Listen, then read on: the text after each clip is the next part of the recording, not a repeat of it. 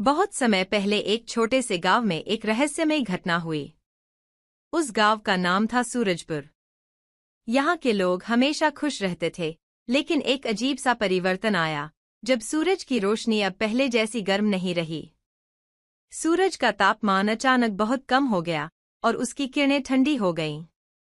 यह चमत्कार गांव वासियों के लिए एक रहस्य बन गया। गांव में एक साधु बाबा रहते थे, जिनका नाम था बाबा भोलानाथ।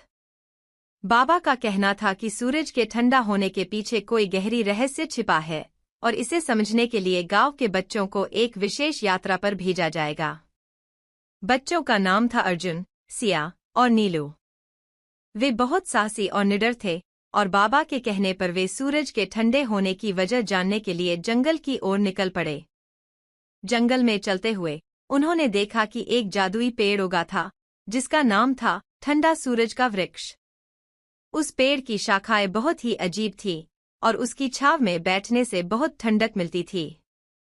पेड़ की जड़ें गहरी और रहस्यमयी थीं। पेड़ के नीचे एक गुफा थी, जिसमें एक पुराना ग्रंथ रखा हुआ था। अर्जुन ने ग्रंथ खोला और पढ़ा, यह ठंडा सूरज का प्रभाव तब तक रहेगा जब तक इस गांव के लोग अपनी इच्छाओं को दूसरों की भलाई के लिए न बदल लें।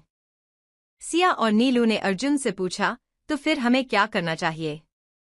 अर्जुन ने सोचा और कहा, हमें अपने गांव के लोगों को सिखाना होगा कि हर व्यक्ति की खुशहाली दूसरों के साथ जुड़ी हुई है।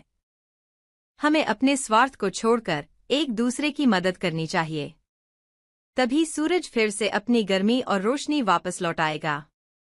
गांव लौटने पर बच्चों ने सभी गांव वालों को समझाया। धीरे धीरे लोग अपने स्वार्थ को छोड़कर एक दूसरे की मदद करने लगे। वे सब मिलकर खेतों में काम करने लगे, एक दूसरे के दुख सुख में शामिल होने लगे और गांव में प्रेम और सहयोग की भावना फैलने लगी। कुछ ही दिनों बाद सूरज की रोशनी फिर से गर्म होने लगी, लेकिन अब वह पहले से भी अधिक सुंदर और शीतल महसूस हो रही थी। सूरजपुर का गांव फिर से पहले जैसा जीवंत हो गया और वहां के लोग खुशहाल हो गए।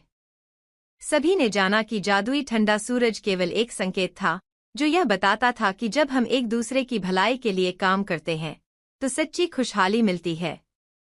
कहानी का संदेश, जब हम एक दूसरे की मदद करते हैं और स्वार्थ से ऊपर उठकर समाज की भलाई के लिए काम करते हैं, तब हमारे जीवन में सच्ची रोशनी और खुशी आती है।